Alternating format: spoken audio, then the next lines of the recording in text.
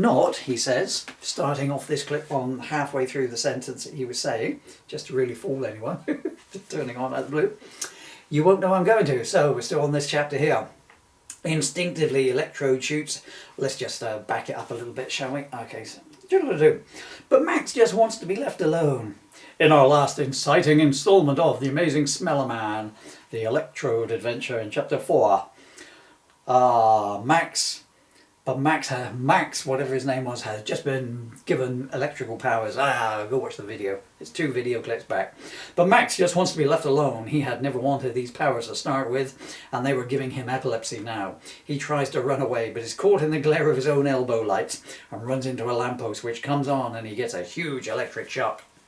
You're just rubbing it in now, God, he moans. As he lies there on the ground, he sees Smeller Man closing in on him, turning around and preparing to take aim. Instinctively, Electrode shoots a thin Xmas light laser beam to protect himself, just as Smelly unloads a silent nose dagger. Too late, Smelly remembers why you should never have naked flames near gas, and before he can say, why wouldn't the wonks have baubles on their tree like most people? He is hurtling into orbit, propelled by the explosion.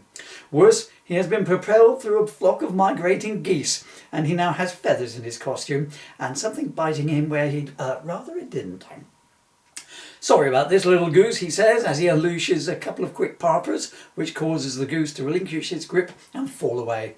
Don't worry, my feathery friend, you will soon be safely back in the atmosphere, he calls after it, only to be horrified to see that the goose is unable to fly due to holding its beak with its wings to keep the smell out.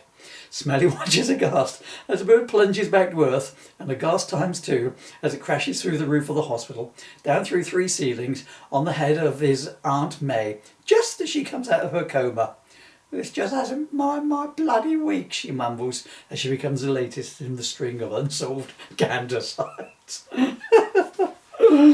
Okay, and the next video will be the part 2 of this chapter.